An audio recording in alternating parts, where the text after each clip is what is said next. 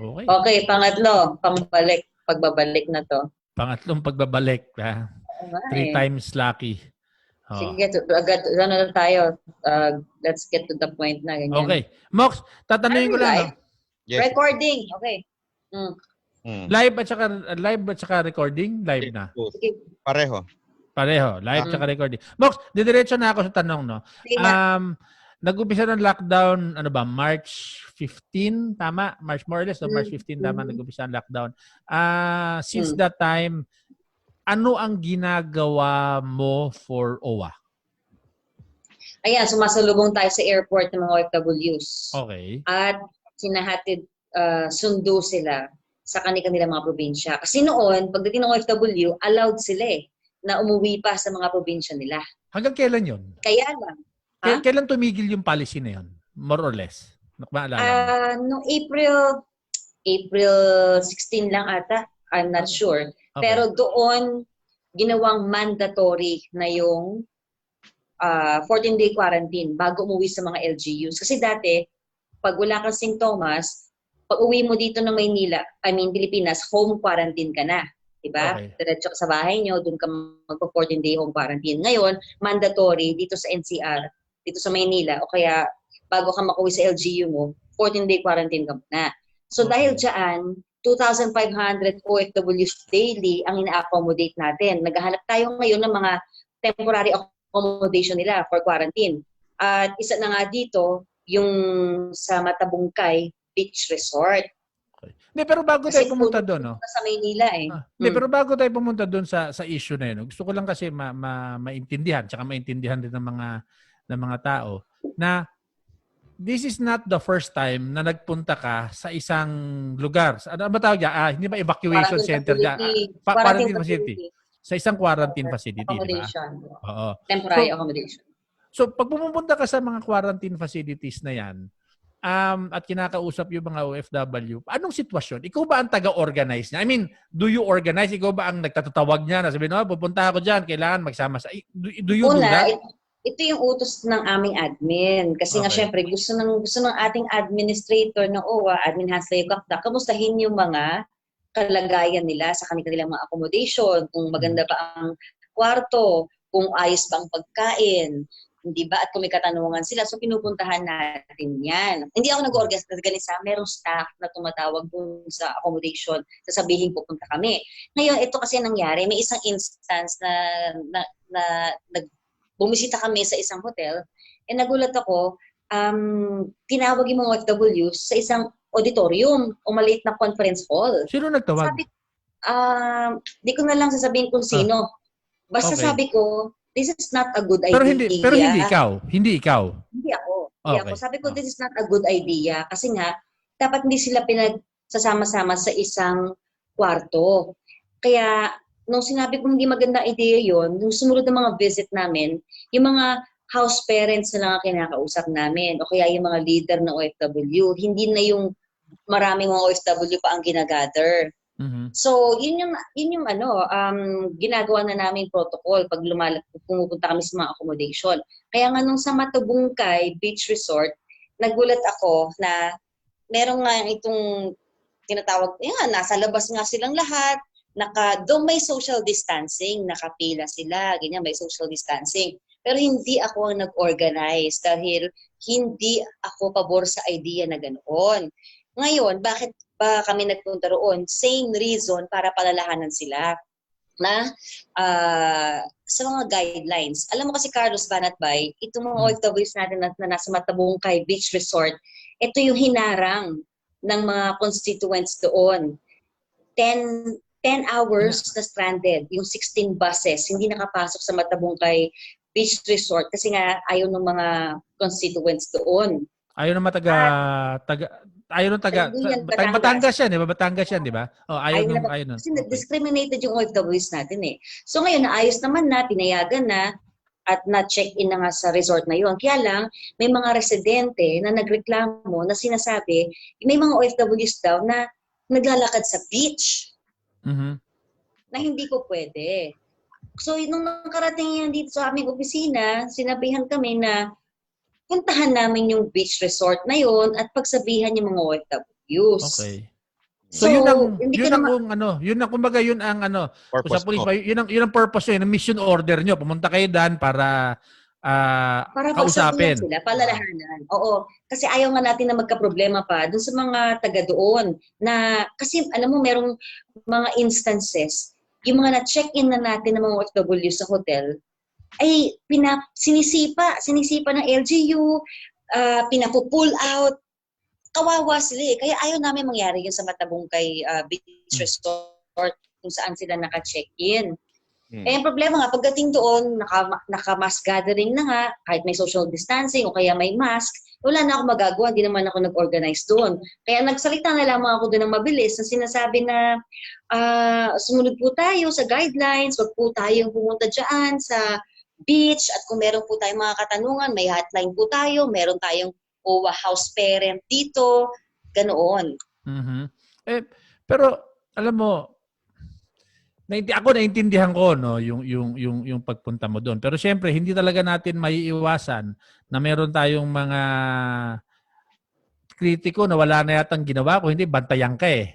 No? At maghanap ng Alam mo kasi dito, Carlos, marami ang nagme-message, marami nga ang nagtatampo. Bakit din niyo kami puntahan dito? Kami rin naman, ganito, ganyan. Mas maganda nga, di ba, hindi na lang lumalabas eh. Mas komportable nga eh, na hindi na kami babiyahin ng Batangas o Tagaytay, kung saan man. Pero gusto ng OFWs na maramdaman yung presensya ng gobyerno na hindi sila napapabayaan, nabibigyan ng update patungkol sa kanilang pag-uwi sa probinsya. Karamihan kasi sa kanila na nasa accommodation, more than 14 days na nga, maabot na nga ng isang buwan, yung mga hindi makauwi ng Visayas, Mindanao, at some areas in Luzon. Ngayon, as much as possible, as much as we want to visit them sa mga accommodation nila, lalo na nangyari ito, malimitahan talaga. Kaya napag-desisyonan namin, ako, I suggested dito sa opisina, na gumawa lang ng mga leaflets, yung parang mga reminder, andun yung guidelines na ibibigay na lang kasama ng kanilang mga pagkain para hindi na magkaroon pa ng mass gathering sa labas. At may inaayos din kami na OFW tracker. Kung halimbawa, kung sila yung mga may problema, i-download lang nila yung OWA app, OFW tracker, malalaman namin yung mga concerns nila doon na hindi na kailangan pang tipunin. Pero alam mo kasi iniisip ko rin no, Mox Bay, is yung isa sa mga pinaka mabigat na problema natin ngayon, social distancing, itong period ng ECQ, GCQ, kung anong Q dyan, no? More than yung ayuda, yung common na pinag-uusapan, no? Yung pagiging yung isolation. 'Di ba? Kasi alam mo mga Pilipino, we're a very social community no. Yung gusto natin kasama natin yung mga pamilya, kasama yung mga kaibigan, lumalabas, nakikipagkwentuhan, whatever, 'di ba? Gusto natin magkakasama. So, I think yung pagpunta mo doon, no? Siguro naging trigger ito para doon sa iba sa mga kababayan natin OFWs. Uy, pagkakataon nakikita natin si Mo. I mean, whether itong mga kritiko mo would agree or not, ang tingin sa iyo ng ibang mga OFWs or marami sa mga OFW, kaibigan kanila. 'Di ba? Yung kasi sa Mocha Uson vlog, kaya ang tingin nila sa iyo kaibigan, kakilala, iba diyan humahanga sa iyo. So pagpunta mo doon, baka naglabasan. Now, I'm not saying this as a justification, no? Dapat talaga wala yung mga ganon, iwasan yung mga ganon. But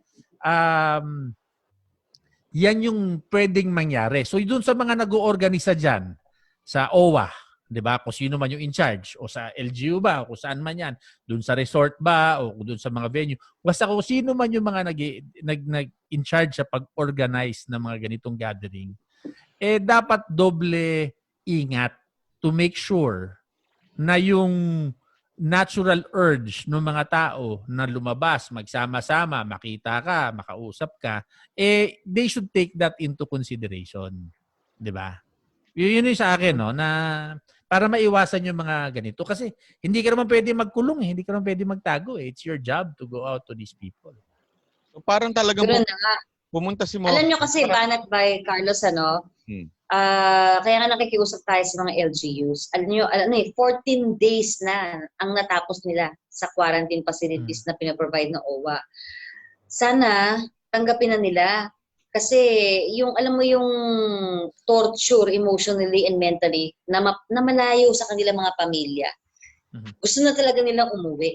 Nag 14 days na dito kaya lang nire-require pa sa kanilang mga LGU another 14 days mula sa governor, mayor, barangay official, 14, 14, 14. Parang hindi na to nakakatuwa sa kanila dahil nakakalungkot. Hindi na Ah, makatao. oo, hindi na makatao. So after Galing 14 nga sa days, ibang bansa, 'di ba? Napalayo na nga galing sa ibang bansa. Sabi nga ng doktor na nakausap namin galing UK. Kung alam ko lang na hindi ko makakasama ang pamilya ko, sana hindi na lang ako umuwi, sabi. Andito ako sa Maynila pero taga Iloilo ako, ganyan. Pero hindi ako makauwi. Mag-iisang buwan na ako sa Maynila. Parang sana tanggapin na ng mga LGUs natin dahil napakarami and we're expecting more than 15,000 more OFWs. 15,000 more OFWs na uuwi hanggang Mayo. tsaka di ba ang alam ko, cleared na sila. Una, paglabas pa lang ng bansa na pinanggalingan nila, cleared na sila. Oo. Pagdating May screening. dito, may screening pa. Oh, meron na nga tayong Rapid COVID testing. testing. Oh, dyan sa airport. Sa airport mismo. So lahat sila tinetest na. Oh, tapos after 14 days, itetest Tapos- ulit sila. After 14 days, itetest uli sila. Tapos ayaw pa silang tanggapin doon sa mga barangay nila. Hindi, Ayaw yun ang tingin ko yan ng no. We have to understand there are two sides to this story, no. Syempre yung sa side ng OFW, lalo na ikaw 14 days, more than 14 days, isang buwan ka na nandoon, wala ka namang symptoms. So alam mo, magaling na ako. Alam mo 'yon. Na test, na retest, na may certification, etc., etc. So from their point of view, they want to go home. From the point of view of the LGU naman, takot sila. 'Di ba? Saan ba nanggaling 'yan? Baka naman pagpunta rito mahawaan niya pagdating dito another sakit ng ulo, 'di ba? So this is the time really for us to come together as a nation. Kasi seryoso, ang dami masyadong punto para mag-away-away tayo. Ang dami masyado. 'Di ba? yung sa bahay na lang. Pare. Ang naiisip ko lang, kaya nagiging parang bottleneck yun eh. May ipon doon sa mga quarantine kasi ayaw papuntahin, ayaw pauwiin sa bahay. Ako agree ako sa iyo ha. I mean, agree ako sa mga lalo na yung mga may certification na pwede. Agree ako doon. Just to be very clear, dapat yan pauwiin na, no? I am just talking about na kahit na nag-agree ako doon, no? We have to also understand or at least see yung posisyon na pinanggagalingan nung mga LGU dahil takot sila. That is the biggest problem now. Fear and panic is a very big problem. Yung mga nakikita natin na mga nag-aaway, si Corporal Ragos na baril, diba? This is all I think malaki ang impact kasi nung takot ng mga tao eh. We're not acting normally now. So the important thing to do talaga is sana yung mga katulad niyan, Mox, yung alam mo naman permanenteng kaaway na natin yan mga kritiko mo no. Yung mga ganyang klaseng paghahanap lang ng butas na hindi naman nakakatulong yan eh. Yan yung problema eh, 'di ba? That is talaga bayad naman sila para talaga mang-troll. Hindi, di ba? Klaro naman yun, wala naman talagang trolling na ganyan. Pwede kasi maganda yung kritisismo na tama lang. Okay, bakit sila nandyan? Okay, kaya naman pala sila nandyan kasi ganito. Yung iba kasi talagang wala naghahanap lang ng may babato. Yun nga, yun yung ito na lang Ito na lang pare. Ito nakita mo yung meme na ginawa ng anak bayan? Yung Justice for Ragos. Pare, yun ang sa akin yun ang pinaka nakakasuka sa lahat ng ginawa ng grupo na to. 'Di ba? Ito yung grupo na pumapalakpak pag may napapatay na pulis. 'Di ba? Pag may napapatay na sundalo. Ngayon nakita nila may oportunidad. Uy, pwede natin sakyan ito. 'Di ba? Yung post pa nila pare, kung di ba basahin mo yung post nila, it's even justice for Winston Ragos. It's not even justice for Corporal Winston Ragos. Tinanggal pa nila yung kanyang pagiging sundalo.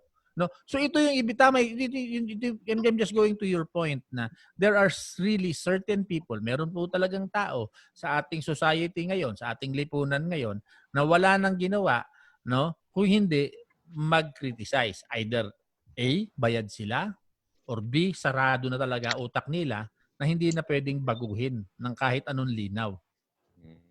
Kaya nga, yun nga, balik tayo dun sa OFW. Talagang problema ito at least wake up call ito sa mga ano rin na hindi talaga tulungan na makapasok kasi magba-bottleneck talaga eh. Siyempre yung mga hotel, hindi rin naman magbubukas lahat yung mga hotel eh.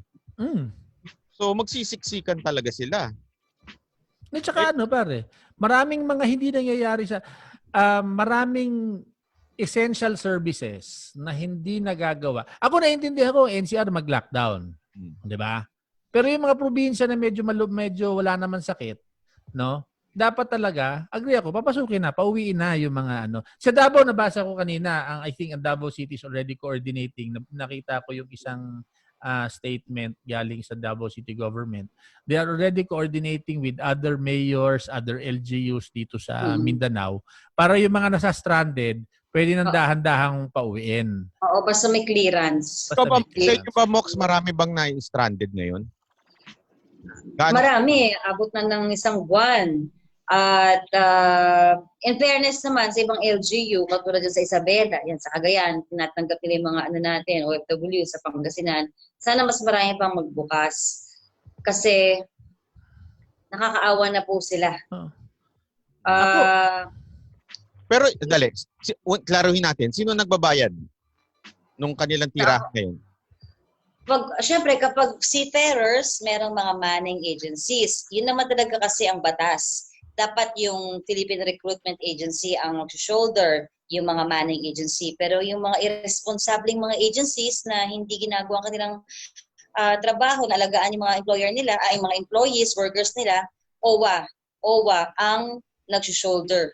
So ngayon, OWA ang 6,000 plus OFWs ang naka-check-in na sa iba't ibang accommodation na sagot ng OWA hanggang sa pagkain. Siyempre, madadagdagan yun. Bukas, madadagdagan sa susunod na araw. 2,500 a day ang dumarating na OFWs natin. At nag-expect tayo ng mga 20,000 pa hanggang Mayo. Sa pagkain, sino ang sumasagot? OWA din ang may sagot niyan. Basta yung quarantine facility provided ng OWA. Alam mo, ang dapat manawagan tayo dito, alam mo saan? Hindi sa DIL, hindi doon sa mga local government units. Sa akin ako mananawagan ako sa DOH.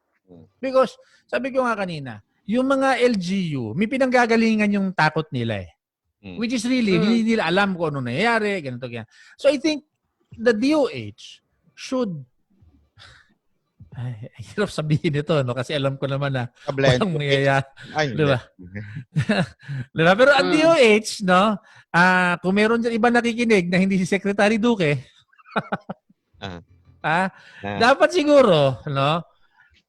Pagtuunan nila ba siya? Because this is not just a problem of OFWs, di ba? Marami sa mga LGUs nagsara ng borders nila. Tandaan po natin ha, na yung dineclare na ECQ, una was NCR lang. Sunod, in-expand ng Luzon-wide. The rest of the Philippines, Visayas and Mindanao, basically, nagkanya-kanyang diskarte ang mga LGU. Kanya-kanyang sara based sa pagkakaintindi nila. Iba mabilis, katulad ng Davao, almost immediately. Yung iba medyo matagal, etc. etc. No? So, ang authority dapat natin ngayon ay ang DOH. Ito ito ba may mga clearance na? May clearance na from DOH na negative sila? Ito mga OFW. Ang OWA ay naglalabas ng parang ng certificate na sila ay naka 14-day quarantine na. Ngayon dahil sa bagong direktiba na dapat sila may mandatory 14-day, dapat talaga DOH at Bureau of Quarantine din ang mag-i-issue ng clearance. Sa akin yun Yun naman kasi hinahanap ng mga LGU. Hindi, tsaka dapat yun ang pagtuunan ng pansin ng mga LGU. Because, like I said, hindi lang to problema ng mga naipit dyan sa OWA. No? Problema ito yung dalawa. For example, dalawang syudad. Di ba? Na dati meron yan intercity trade, 'di ba? May nabibili ka sa kabila, pumupunta sa kabila, or iba nagtatrabaho sa isang lugar, pupunta sa ibang lugar, no? Dahil nga medyo sa akin kulang yung ginagawa ng DOH sa pag-inform sa mga LGU kung ano ba yung mga pwedeng gawin, ano ba yung ganito. Siyempre, yung LGU magre-react yun out of fear, out of panic, out of yung kanilang pagkatakot na, uy, baka mahawa yung mga citizens namin. Hindi ko rin naman pwedeng punahin yung mga LGU na gano'n, no? Kasi takot sila di ba? So it is supposed to be the job of the DOH to make sure na naintindihan ng mga mayor, governor, konsihal, barangay captain, no, itong mga taon to, pwede nang kunin yan. 14 days na yan, isang buwan na nga yung iba di ba? Wala nang sakit yan. Ang sakit yan, homesickness. Actually, alam mo, I think yan sa part na yan yung sinusolusyon ng problema ni Mocha Kinakausap mo, di ba kinakausap mo yung mga LGUs? Pinapakiusapan na personal? Oo. At ginawa natin yan. Kasi nga, may isang instance na andun na yung bus ng OWA. Hindi ko na sabihin kung saan. May isang councilor, talagang hinarang yung bus ng ganyan. Ayaw papasukin yung OFWs. So nakakaawa yung diskriminasyon na kinaharap ng ating mga land-based, sea-based OFWs natin, mga seafarers at mga OFWs. Nakakalungkot talaga. Kaya dapat hindi dapat sila, alam niyo ba nung nasa airport ako nung kamakailan para salubungin yung mga umuwing OFWs, sabi nung isa doon, kararating lang, concern namin, natatakot kami na ma-discriminate kami. Yun ang sabi. Kaya nakakalungkot. Nanawagan po tayo sa ating mga kababayan na wag po sanang ganun. Oo naman. I mean, could you imagine ilang taon ka nang hindi umuwi, hindi mo nakikita pamilya mo, pag uwi mo rito, ganyan patatratuhin sa'yo. Di ba? And then, ito tayo, hindi mga bagong bayani, mga ganyan. Tapos di ba nakwento ko nga kanina, bago naputol yung live natin naka-check-in na yung OFW sa hotel. Ngayon itong mayor, halos kalad ka rin. Pinalayas dun sa hotel. Dapat yung mayor na yan. Meron pa dito, malapit lang dito, no? Metro Manila. Merong mga naka-check-in na doon na 30 plus OFWs. Nareklamo ng mga taga roon na lamang OFWs. Ayun, pina-pull out, pinalayas. Diba? May nakita nga ako sa news niyan yung asawa niya namatay suspected COVID pero hindi talaga na test. So yung misis, no, sinasabi niya na yung mga kapitbahay niya pati yung mga ino-order nila ng mga yung mga delivery ba, yung mga Grab, yung mga ganyan, pinapaalis. Yung parang alam nyo, mas nakakatakot itong virus ng diskriminasyon at saka yung pagkakawatak-watak natin kaysa sa yung actual na sakit, no. Kasi yung virus, yung COVID, pare kung may sakit ka, di ba? Ito kasi itong virus nitong away-away nito, paano kung wala kang sakit? Di ba? Tapos nag-discriminate ka. Permanente na yung sama ng loob na yan. Nahirap mo nang bawiin yan. Imagine mo yung kapitbahay mo, pinagtabuyan ka. Pero diba? Ginagawa nyo na ng paraan yan. Yung mga ganyan Oo. Yes. Papasalamat naman tayo sa ibang mga LGUs. Nag-arrange na po tayo ng mga mercy flights dyan sa Visayas, sa Mindanao, na unti-unti nang tanggapin yung ating OFWs na nakailang weeks nang nag-quarantine dito sa Manila at itetest naman sila, rapid COVID testing. Kaya lang parang may issue ata ngayon na hindi ino-honor itong rapid testing. Kaya magulo Hindi talaga natin alam kung paano mariresolve ito Nakakalungkot nga kasi may nag-donate na po na foundation through the efforts of Secretary Hermogenes Esperon, Junior, ng 20,000 COVID rapid testing kits na gagamitin sa mga OFWs. At parang ginagamit ito sa airport. Tapos ang nakarating parang hindi yata ito ina-acknowledge or parang hindi siya valid ganyan. Kaya sino hindi nag-acknowledge? DOH? Kasi I guess, I don't know kung sino, no? Wala hindi ko alam yung buong storya. Pero sayang naman yung libo-libong testing kits na yun, test kits. Pero this is again, I go back to my point, no. I mean, the DOH, I think, should really exert more effort to inform not just the public, but yung captive audience nila, which is yung mga LGUs, mga mayors, yung mga nasa executive department na, di ba? Kung kailangan mong tawag-tawagan bawat kada isang mayor, mas madali pa rin yung kaysa kausapin mo yung 110 million Filipinos. Di ba? Dapat yan may isang opisina lang ang DOH, walang ginagawa kung hindi tawagan yung mga mayor. I-assure sila, mayor, eto na ngayon, eto na ganyan. Hindi ka dapat nagre-rely doon sa ano yun, yung Facebook press conference lang. Kasi ang mga mayor, mga executives, mga local government, wala namang panahon yan, maupo minsan eh. Di ba? Anyway, sandali, bago magpaalam si Mocha, tanggapin muna natin itong isang kasama natin, ha? Yung dating troll. Ha? Mami naman siya eh. Si Madam Claudia, sandali ito. Dating troll? Akala ko tayo yung mga troll. Ha? Akala ko tayo yung mga troll. Ay, naka-lipstick. Naka-lipstick. Audio mo. Baliktarin mo. Baliktad yata yung camera, pare. Baliktad na yan ba? Ayan. Kamusta na, Madam Claudia? Gusto mo makausap si Mocha, di ba? Ayan na. Yes. Sorry, Madam Claudia, malaking kasalanan mo sa akin, ha? Sorry na, ma'am.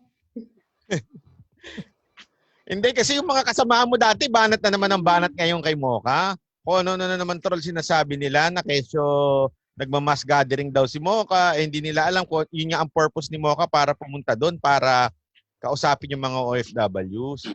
Sino na naman yan? Sila Tonyo Cruz at saka to si JP Punong Bayan ba yun? Naghihirap pa sila? Bakit? May kita ba dyan? Bawat post nila? Meron. Magkano kaya kinikita nila sa bawat post nilang yan? Basta nung nakaraan, alam ko, nasa 30K din. 30K? Monthly. So pag hindi nag-post, wala. Wala eh. Ganda ko. Ayan, kausapin mo muna si Mocha. Ay, si Carlos pala. Carlos Munda ng Minda Vote. Hello, good evening. Hoy, Madam Claudia, ha, yung pinakalat mong peking cheque ni BBM, ha, na nakatanggap ako ng 300,000, ha, ikaw, ha?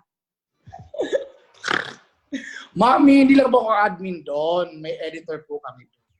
Siya po naghanap na gumawa ng checking yon. Oy, meron ngayon, may bago ngayon. Sandali, gusto ko lang, speaking yung mga fake, no? May nagpadala sa akin kasi nito. Photo ni si BG, alam mo paborito nila si BG eh, di ba? Ngayon, may photo na pinalalabas nila na tatapat ko sa camera ha. Tingnan niyo kung makita ha. Anyway, yan. Yung photo na yan, si BG may mga kasama, di ba? Ayan ang post nakalagay Lockdown 2020. Ewan ko kung klaro no, ba't ba siya nakalagay? Sabay sa ilalim, merong picture, di ba? Nasa club. So pinalalabas na si BG nagpunta sa club, di ba? Isa lang wala problem. Wala naman ngayon. Ano ba sila? Hindi lang yun. Hindi lang yun nakakatawa. Sinasabi, yung makakasama kasi doon mga taga Bacolod yan eh. Na si BG daw nagpunta sa Bacolod na merong club. Isa lang nakakatawa. Yung restaurant nasa Davao. At walang branch sa Bacolod. Diba? Hoy, paalala ko sa mga kasama ko, naging bobo na kayo, mawala ako dyan, Ano na sa research? At saka ano kasi yung restaurant na yan dito sa Davao, napaka-distinctive nung tagdan yung motif, 'di ba? Napaka-distinctive. So, pagkita mo pa lang, wala naman sa Davao yan eh. Paano napunta sa Bacolod? Parang sana yung kawawa naman sila, wala na sila magaling mag-research. Sandali lang bibitaw na si Mocha kasi may trabaho pa siya. Clarify lang natin, una-una, simula, hindi ikaw ang nag-organize noon. Nagpunta ka doon para sabihan yung mga OFW. Tama? Oo, hindi ako ang nag-organisa yung tinatawag na mass gathering. Pagdating ko doon, ay sila ay naandun sa labas. At hindi talaga ako pabor sa ganyang setup. Kaya lang dahil naandun na, kailangan palalahanan yung mga OFWs na huwag maglalakad-lakad sa beach. Dahil sa Matabungkay Beach Resort ay nagreklamo yung mga residente dyan. Ayaw nating magkaproblema, ayaw natin na mapaalis pa sila doon at ma-pull out pa dahil nahirapan tayo maghanap ng dilipatan nila. At sana po nananawagan tayo sa ating mga kababayan, huwag naman po nating i-discriminate o pandirihan ng ating mga OFWs. Nakikiusap tayo sa ating mga LGUs na tanggapin po natin sila ng bukas loob dahil pare-pareho po tayong mga Pilipino. At sa ating mga kapwa OFW, alam po namin na nalulungkot na po tayo, mag-iisang buwan na po tayo sa quarantine, stranded dito sa Maynila. Ginagawa po natin ang lahat ng OWA, ng ating gobyerno na kayo po ay mapauwi na sa inyong mga tahanan para makasama po ang inyong mga pamilya. Ayan. Okay. Okay. O, si Mocha, papaalam na. Tapos, ikaw muna, magpaalam. Kausapin mo muna, Jepoy, bago... Mami Mocha, sorry talaga sa lahat-lahat. Gusto ko lang kasi maging Mocha Girls. Gusto lang ni Madam Claudia ng Mocha Girls. Oy, Jepoy, kumagandang aura mo ha. Siguro nagbabago ka na. Kaya pagpatuloy Thank you, ma'am. Bye, Carlos. Salamat. Bye, Max. Bye, Bye, DA. Sige. Solid. Yan na. Wala na si Mocha. Ikaw, interview mo naman, Carlos, to si Actually, ang gusto kong malaman pare na konektado doon sinabi mo kanina ang gusto kong malaman diyan ano ang relationship ng grupo nila Bam, nila Kiko. Alam mo dati marami akong mga kaibigan na nagtatrabaho kay Kiko. Anong relationship nila doon sa media? Kasi nabanggit mo kanina pare, 'di ba? Byron kaya ako may connection sa media, anong relationship like say for example with Rappler? Meron ba? Sir, nasa legal ka na kasi yan, sir. Pero kung sa meron talaga. Meron talaga. Si Maria Reza. Kasi sir, obvious naman, sir. Makikita niyo sa Rappler. Obvious naman, sir, na meron. Yung pick up kasi kasi like ako 'di ba, sinabi ko dati ako when I was still very active in PR. Meron ka talagang like for example, Maria Reza, when I was working in PR before, handle namin na account yung probe team. 'Di ba? Tagal na to, mga bata hindi na alam yung probe team kay Chelsea Lazaro. Yung probe team hindi nyo alam yan. Si Maria Reza was a reporter at the time. As the publicist ng probe team, pag meron mga lalabas na features yung probe team, kami magsusulat ng press release, tapos kakausapin namin yung mga editor sa dyaryo, bibigyan namin ng konting incentives, tapos lalabas yung mga storya, di ba? So meron talagang relationship na gano'n. Ito yun ang gusto kong malaman. So nasa legal na yon kung sino yung nag-feed ng storya. Kasi masyadong ang bilis ng pick up nila Di ba? Tapos pare-parehas yung So nasa legal na yon. Opo, sir. Nasa legal ko na po yun, sir. Kasi hindi ko po siya, sir, pwedeng pangalanan, sir. Kasi medyo delikado. Okay. Kasi nga, kaninang umaga may nangyari na naman na yung pamilya ko pressure para i-smoke out ako. Hindi ka ba takot? Hindi ka takot? Hindi ka takot? Sir, bakit ako si natatakot, sir, na katotohanan yung nasa likod ko? Saka, sir, mahalata mo naman sila, sir, bakit hindi nila, wala man lang troll na pumupunta sa account ko para awayin. Wala. Ni isa.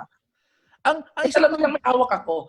Kasi, sir, nakita mo, sir, sa Facebook ko, sa profile ko, na may inano ako doon, sir, may pinost ako doon na screenshot ng text ni Agot na pinapapunta ko ng Corinthians. Magkikita kami alas 4. Tapos yung mga picture namin ni Gabe Mercado. Yun po yung sinasabi ko kagabi na nag-meeting kami na Agot doon sa bahay ni Gabe Mercado sa Corinthians at sa White Plains para i-organize yung mga anti-Duterte vlogs. Kung paano yung execution of command, kung paano yung pagpo-post, kung sino yung sa reporting ng mga DDS na pages, kung sino mag-report ng mga DDS na accounts, ganyan. Ito namin i-organize. Ito isa tatanong ko. Ito kasi matagal na. Ewan ko kung natanong mo na to, Bay, Matagal na kasi itong suspecha ng ibang mga DDS rin, na marami doon sa mga supposed to be DDS accounts, hindi talaga DDS. Kung hindi, sir. Kanina nga, sir, may nag-send sa akin. May nag-send sa akin na may group daw talaga. May nakita silang group. Sabi ko, wag nyo na muna pakialaman yan kasi i-check ko doon sa records kung group yan. Kasi meron doon talagang group na ganon. Ngayon, ang sabi ko, yun ang nag-orchestrate ng taning fake news. Kasi merong ganun I mean, para yan sabi yan, fifth column yan di ba? Na kunyari maglalabas sila ng isang talagang for example, the best president in the universe, di ba? Ilalabas nila, di ba? Tapos si Elizabeth pinupuri si RRD na ganyan. So sila gumagawa niya kasi sir, pag nakita ko yung template, natatawa ako kasi yung template, parehas ang template na ginagamit namin. Yun yung ano eh. Tapos ang nakakatawa nun, pipick upin naman ng, yun yung kaya babalik ako doon sa Oh, Rappler. Pipick upin naman ng Rappler. 'Di ba? Or Oo. pipick upin naman nung ano na, oy, tingnan mo 'tong mga DDS oh, grabe mag ano, ganyan. Pero actually, hindi DDS Nasa yun eh. pag pinick up na ni media, babati ko sila. Hindi nila, mga fake news for Yeah. ganyan, sure ba. Eh, para kami mga tanga nun. Kami naman gumagawa. Yun na, I mean, ito yung isa pa tanong ko, no? Kasi, syempre kami, Byron, nasa Facebook rin naman kami, di ba? So, alam rin namin, admin rin kami ng mga pages, nakikita naman namin yung engagement ng lahat, di ba? And, hindi naman sa hindi naman sa minamaliit ko yung dating grupo mo, pero maliit na talaga. Maliit na talaga. Di ba? Aminado kami, sir, no? Kaya nag-Twitter kami, sir. Aminado kami na hindi namin kaya sa Facebook. Hindi naman talaga kayo naniniwala na mas marami kayo sa Facebook. Kasi sino yung binabanggit mo isang araw si Pab Si Jober. si Laurio, 'di ba? Si Laurio. Ako nagbitbit niya sa Twitter. Hoy, Jober, wag mong i-deny. Ako nagbitbit sa iyo Twitter. Pangit mo. Uy, na-desisyon na ba yung kaso niya? Kay Franco? Na-desisyon na ba kay Franco yung kaso niya? Yung tinawag siyang pangit? Na-desisyon na ba yun? Akala ko na-dismiss yun eh. Na-dismiss yun? Oo. So Kasi basic... dapat daw kasi hindi libel ang kaso. Ano? Animal Welfare Act. Violation ng Pwede nga, no? At least pang-abuso sa mga animal, ano? Alam mo, pare ako, kasi problema ko, meron ako internal sensor dito sa bahay eh. Hindi na ako pwede magalit eh. Hindi na ako pwede magbura, hindi mo napapansin, pare, bawal ako magbura ngayon. Patulugin mo na yan, painumin mo ng Benadryl. Benadryl ka dyan, mas malakas pa, mauna pa ako matutulog dun eh. Galit na. So, Jeps, hindi ka na So I'm guessing nagtatago ka ngayon.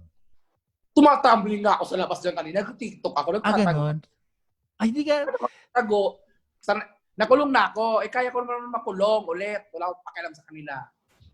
Pero hindi ka ba nagtataka na, di ba lagi na sinasabi na yan, troll ang Duterte, troll, etc. Ngayon, ikaw lumabas, sabay si Ethel Bubal lumabas, dalawa magkasunod, di ba? Bakit parang, radio silence? Walang pick up sa media, wala kang makita na... Siyempre, ang sabi ng media, kahit nga ako, sumama yung loob ko sa media kasi bakit hindi lang ako binalita, man lang. Kasi orchestrated na nila yan. Pag ganyan yung mga balita, huwag niyong ilalabas. Pag ganyan ilalabas niyo, wala kayong... Hindi, ito tanong ko. Kunyari, meron akong kakilala na media. Opo, sir. Willing ka sa mainstream. Willing ka bang lumabas at magsalita? After a lockdown, sir, nakaschedule na ako, sir. Kasi may contact din po ako, sir. Hindi, kahit phone patch. Phone patch. Phone patch, sir, ngayon? Oo. Huwag na muna, sir, kasi ang advice sa akin, sir, after na ng lockdown. Kasi may mga documents kasi akong dala, sir. Lalabas, house. May mga kukunin akong documents. Aabangan natin yan, ha? Nakita ko na yung isang document niya. Puro GCash. Ay, hindi ako naniniwala ako kahit walang document eh. I mean, kilala... yung modus operandi naman magayan, napaka-transparent eh. 'Di ba? Asa si Kuya Byron, hindi GCash yun. Hindi GCash yun. GCash, ano yun? Money remittance yun. Money remittance yun. Hindi GCash yun. Alam mo, dun pa lang sa sinabi mo na, di ba, yung sila nga, wala silang engagement. Pero once naglabas sila, yung media parang atat na atat eh. Oo. Parang klase, no? Trending agad sa kanila yun, kahit wala namang engagement. Pambihirang trending yun. Hindi pa kami. Kuya, noong nagbukas ang Twitter account, kami ni Alt Malacanang, nagbukas kami, ang mga follower namin, noong 2,000. Na agad kami sa Esquire na parang... Dilawan yung Esquire na yan, matagal na yan eh. Kaya nga! Pasosyal yung mga Esquire na yan. Tapos yung Rappler, inanong kami ng Rappler, parang feature din kami. O di ba, bongga. Tatawa nga ako, nagte-trending sa Twitter. Trending sa Twitter, 1,000 tweets. Utang na loob, 1,000 tweets trending. Ay, mga ka-DDS. Yung nga 1 million eh. Well, hindi mo lang nabalita. Kaya nga. Kuya Byron, Kuya Carlos, Oh. mga ka-DDS, meron kami nagaganap ngayon na online tutorial pero private siya kung paano paano tayo magiging successful sa Twitter. Tinuturuan ko sila ng technique namin. Ay. Di, pero alam mo, sa akin sa Twitter, ginagawa ko pare. Twitter Nagtawag siya sa Twitter. Lusubin daw yung Twitter. Ay, sabi ko, pwede. Hindi, pero pare sa akin sa Twitter, ginagawa ko. Di ba, may biyak ka. Pero ang Twitter lang kasi, pare, kailangan matsaga ka eh. Di ba? So, pero sa akin, kaya ang ginagawa ko lang sa Twitter, para hindi ako nag-i-engage dun sa dating mga kasama ni Jeffoy, is magko-comment ako sa kanila, pero dadalhin ko sa page namin. Para kung gusto mo akong kuyugin, halika rito, dito tayo mag-away sa page natin, sa account ko. Hindi ako pupunta sa account nyo para makipagtalo. Para akong gago doon. Pag ginawa mo yun, sir, bigla na lang mawawala yung account mo. Hindi, kaya dito, pinapupunta ko sila sa, kumbaga, magre-reply ako, pero doon sa account namin. Sabi mo mawawala, i-report nila doon sa kakilala nilang Twitter, ano? Oo, hindi na sila mag-click. I-report na lang doon.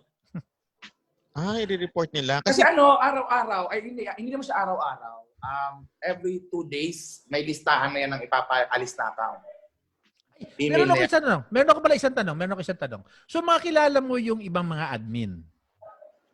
Opo, pero nasa ko na po yan, sir. Papangalanan ko sila, sir, pag-press ko. No problem. Pahawak ko na po sa yung mga papel. Hindi, no problem. Hindi, kasi sa akin lang, naalala mo yung SEA Games at nagkaroon ng parang organized attack doon sa SEA Games. No? Na-trace namin yun. Sir, nung SEA Games, sir, wala ako, sir.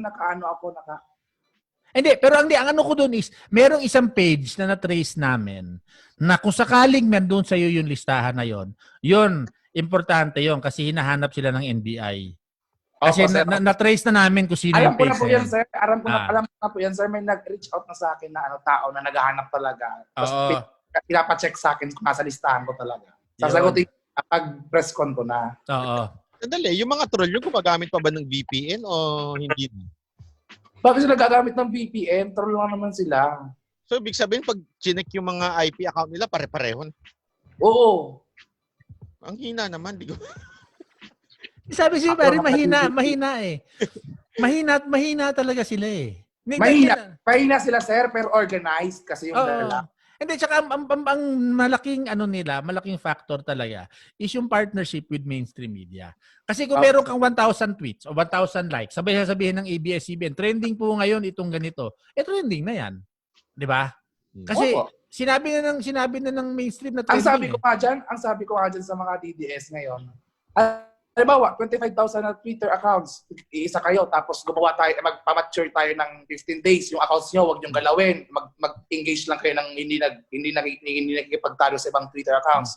After 15 days, sabay-sabay tayo mag-tweet ng Jumer Pangit. Mag-trend yan. Ito lang. Talaga Jumer Pangit talaga pati trend mo ha. Gusto ko yan. Gusto ko yan. Sige nga. Ay, sa press con ko pala, Laila de Lima ang peg ko sa press con ko. Laila de Lima. Sisigaw-sigaw. Sandali. Si Jober ba naapektuhan pag sinasabihan pa siya ng pangit? Ha? Si Jober ba naapektuhan pag sinasabihan pa ng pangit? Manhid na siya, manhid. Natural naman. Siguro mula nung pagkabata yan, yun na tinatawag sa kanya. Ikaw talaga. Ako pare, wag na. Mabait na ako ngayon. Wag yun ang wag yun sabi ko nga di ba dapat 'yun hindi niya na pinatulan yung yung libel case na 'yon. Kasi katulad niya, kung talagang na-dismiss yung kaso or kunyari man kung hindi ba na-dismiss yung kaso, paano pag manalo si Franco? Ibig sabihin, jurisprudence na pangit ka talaga. Parang diba?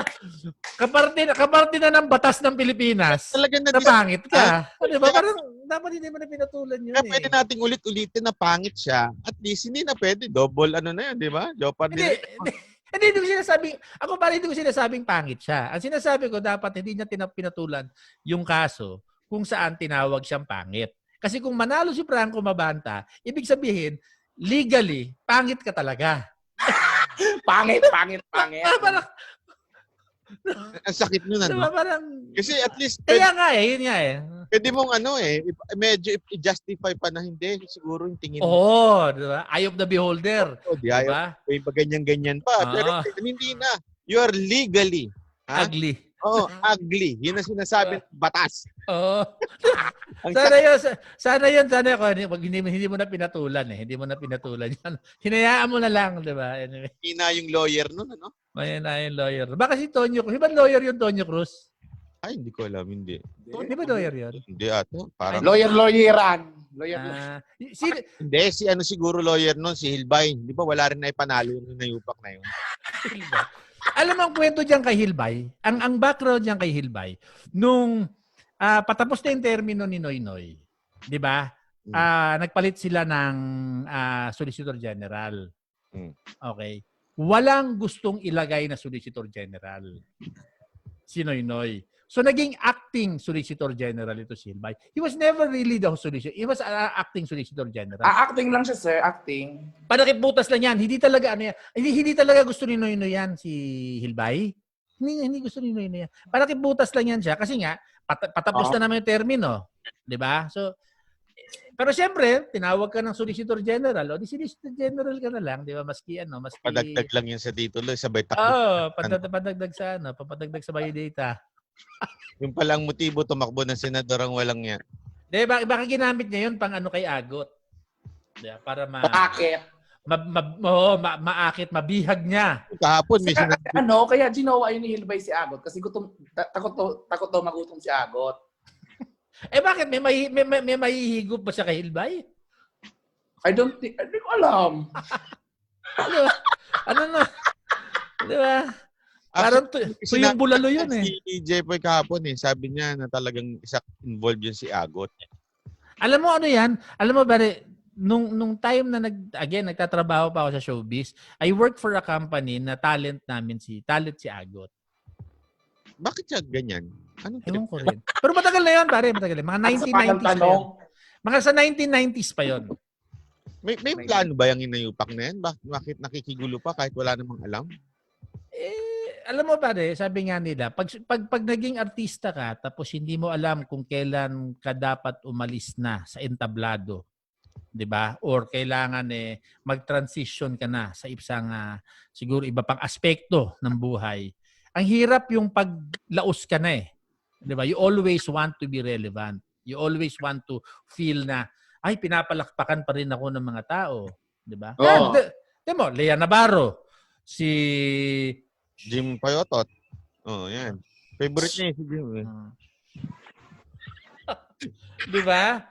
Lahat sila, they want to be relevant to the conversation. So that's why hanggang ngayon.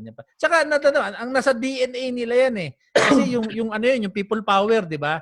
Feeling nila sila ang nagtulak-tulak ng people. Kaya natin ibalik ang people power. Hindi nila alam na sila na ngayon yung kontrabida. Hindi na sila yung bida. Nagpalit na Yung panahon ba na lumabas yung scandal ni Jim Paredes, anong reaction niyo ng mga troll?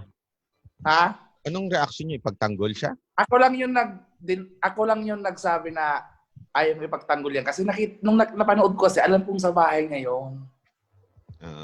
So alam kasi minsan pupunta ako doon, minsan nagbi-video call siya sa akin kaya alam ko yung ambience ng bahay, alam ko yung talagang pag nasa video, yung nasa loob siya ng bahay, sa video, alam ko yung parang perspection sa labas, sa screen. Hindi niya kayo sinabihan, uy, pagtanggol niyo naman ako. Banatan niyo naman yung mga babae. Tinatanong siya ng ibang vlogger na totoo ba to? Hindi siya sumasagot. Ilang araw siya walang sagot mo. Oo nga. Alam mo, hindi ko maintindihan doon. Sino yung kausap niya? Yun lang hindi ko alam.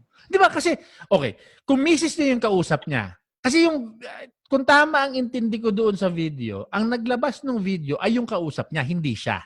Oo, diba? hindi siya. So, kung sino man yung kausap niya, yun ang naglabas ng video. So, kung misis niya yun, bakit naman ilalabas ng misis yung video?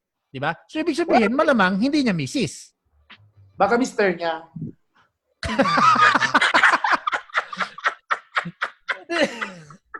Barbie ba yun? Yun yung ko doon. Sino yung kausap niya at bakit nilabas? Di ba? Baka mister niya. Hindi niya misis, mister niya. Ano yan? Ayan ang usapan. Diba? Yan lang habang pinag-uusapan si Jim Paredes. Jim Paredes, di ba? Eh, di pala niya inamin. Kakaamin lang niya, di ba? Itong recently. Oo, inamin niya. Na? Siya yun. Inamin niya na sa kanyang video yon. Bago niyo lang inamin yun? Oo, bago lang. Yun noon, hindi tinay niya yun. Ha?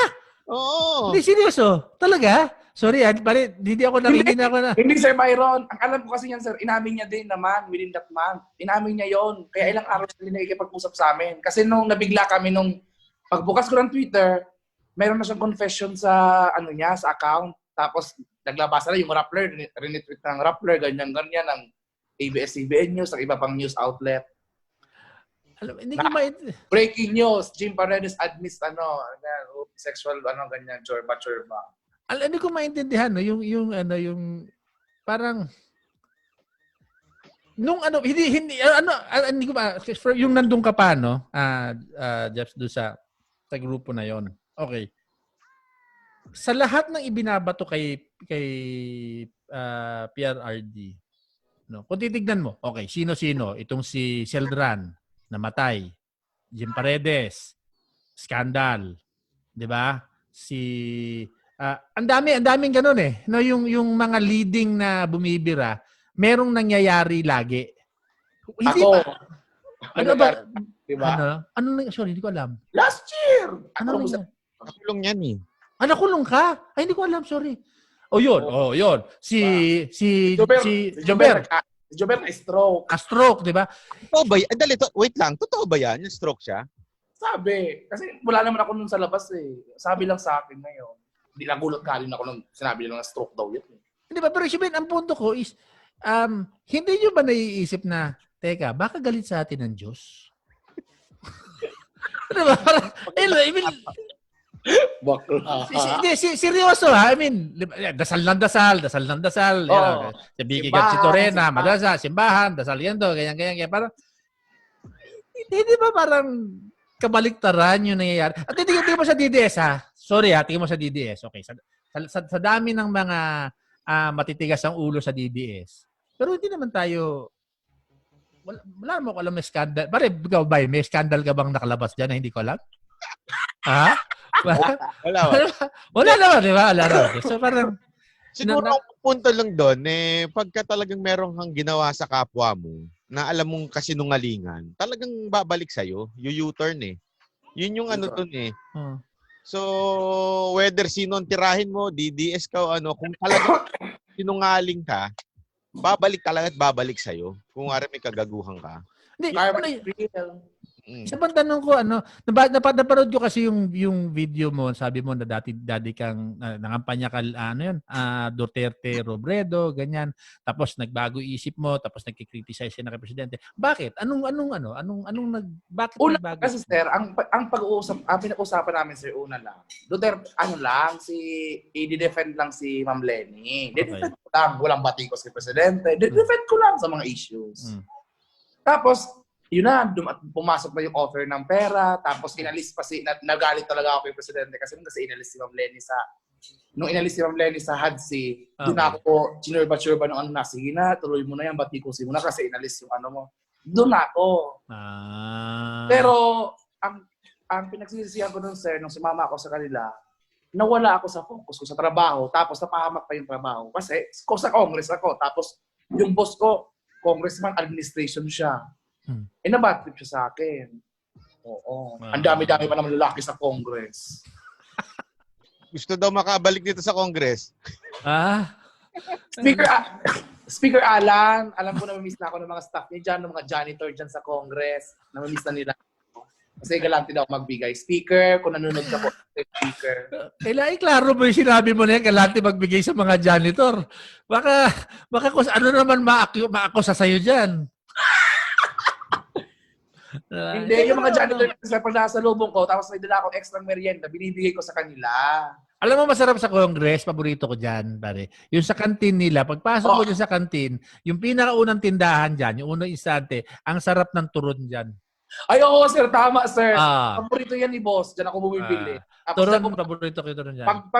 Paglingon ko, si Vilma Santos pala yung papasok na bunggo ko. Alert. At least kumakain si Vilma doon. Oo. Lahat naman ng congressman, halos pumupunta doon mga congressman doon. Pero I mean sa akin, pero meron ka ba talagang galit kay Presidente at that time? Nung nagsisimula pa lang ako, sir, Hmm. wala, sir. Kasi nagkampanya nga ako, sir. Hindi, pero naman yung habang tumatagal na, syempre, sa dami ba naman ang mga pinopost, hindi mo ba na internalize yung Ako, sir, ang prinsipyo kasi nun, sir, pag tama, pupuriin. Pag mali, talagang anuin ko din. Pero yung mga tama ni Presidente Duterte, hindi ko magawang puriin kasi noon kasi, sir, at that time, sir, wala na akong trabaho.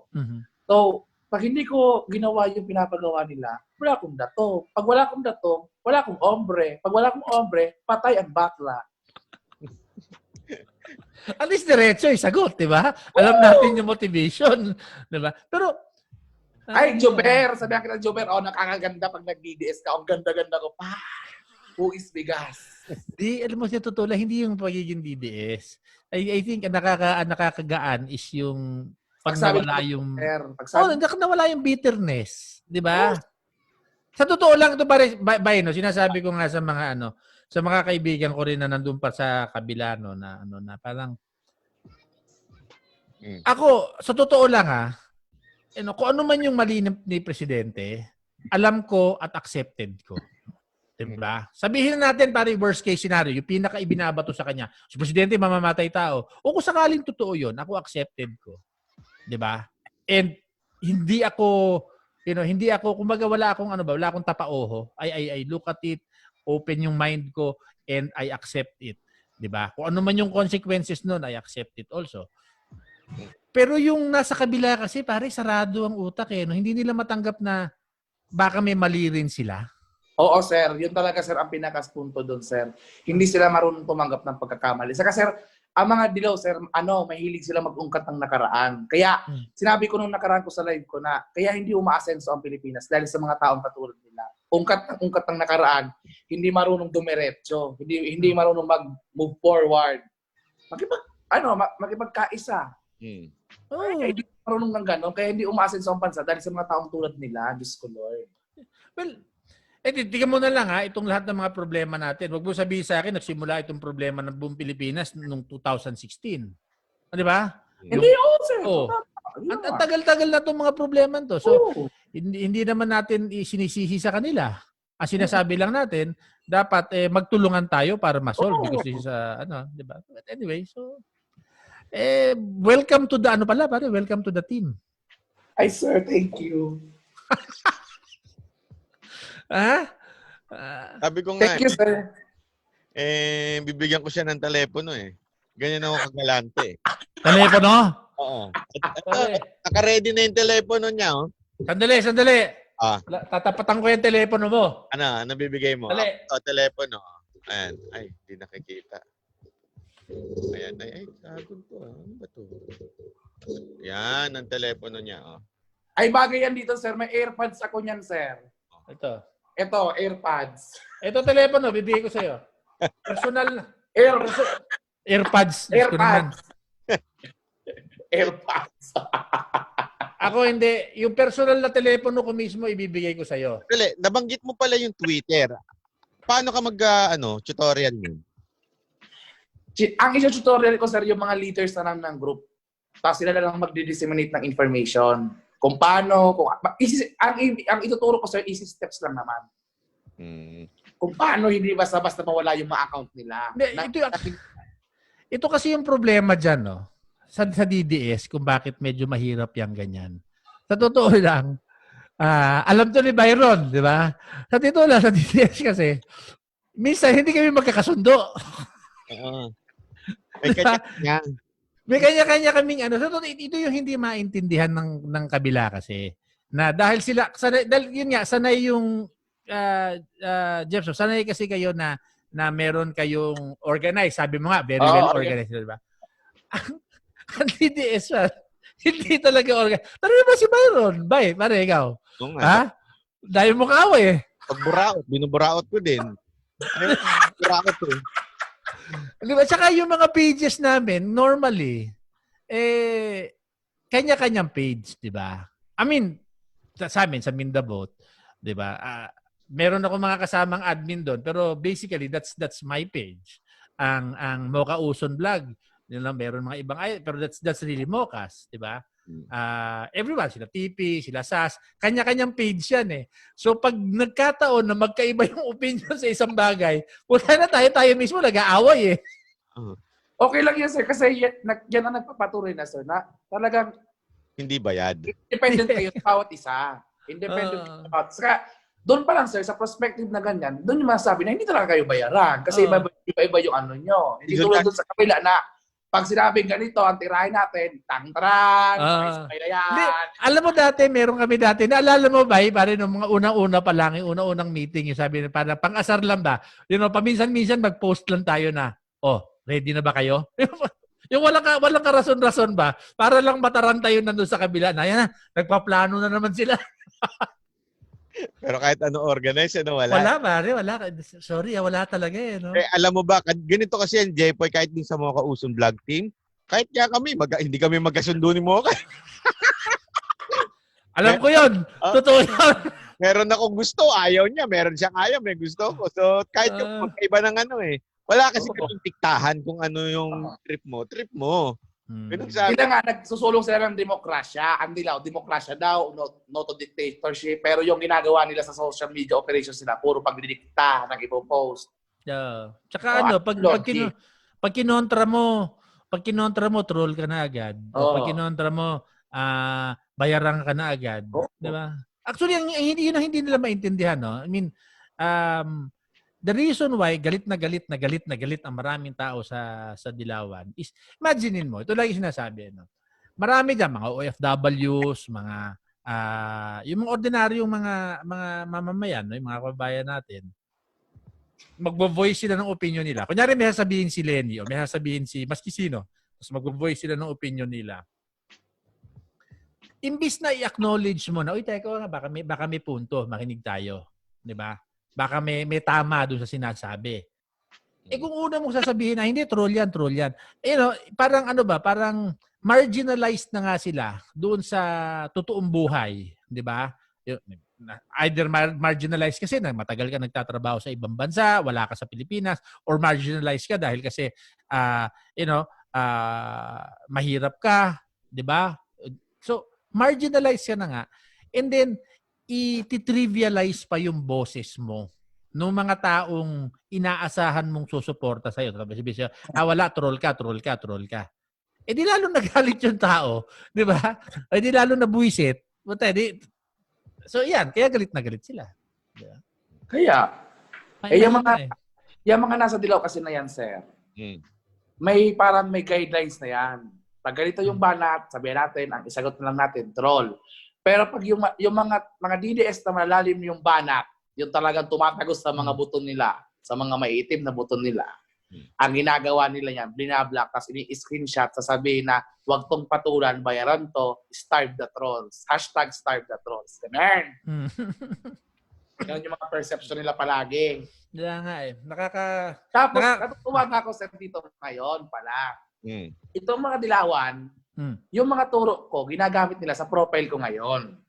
Nag-announce ako doon. Sabi ko, mga beshi cakes, huwag nyo nang i-apply sa akin yung technique na yan. Kasi ako nagturo sa inyo, di ba? Nakalimutan nyo na ba? Si Alison sila doon na, inan-friend nila ako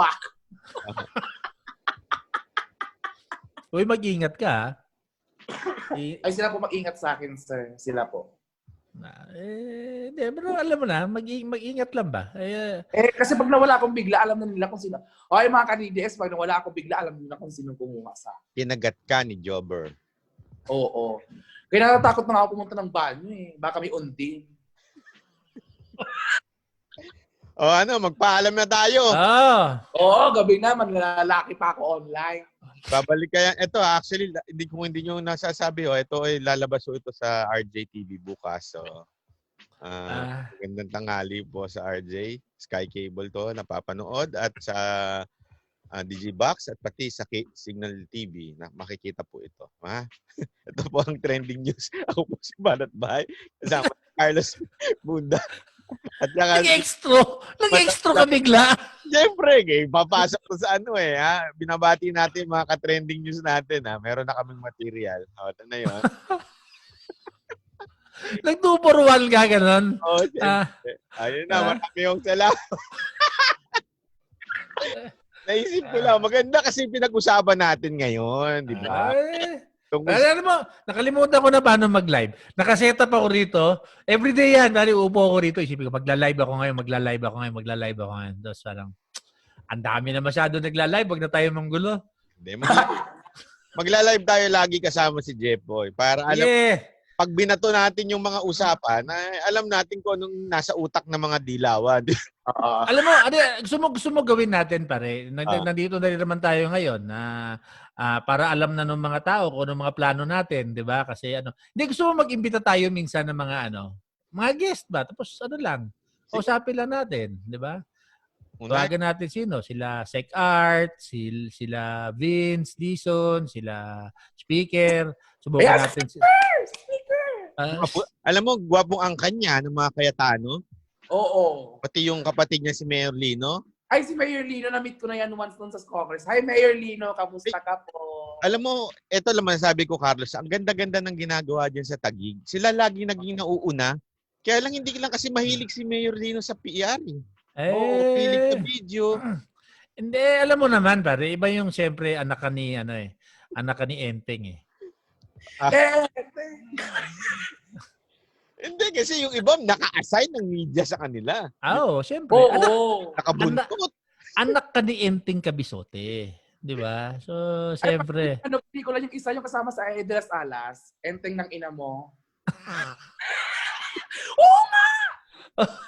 Sila dalawa ni Sila dalawa ni Bossing. Di ba? Hindi, pero yan? Pare. Hindi, totoo. Maganda ang Taguig. Jober Laurio, manood ka ng Jober, manood ka ng Enteng ng ina mo. Yun na. Magpapaalam na ho tayo. Sige. Bukas uli, ha? Bukas tayo. Bukas ulit, pare. Bukas ulit. Maraming salamat. Ako po si Berat Bayo. Babu.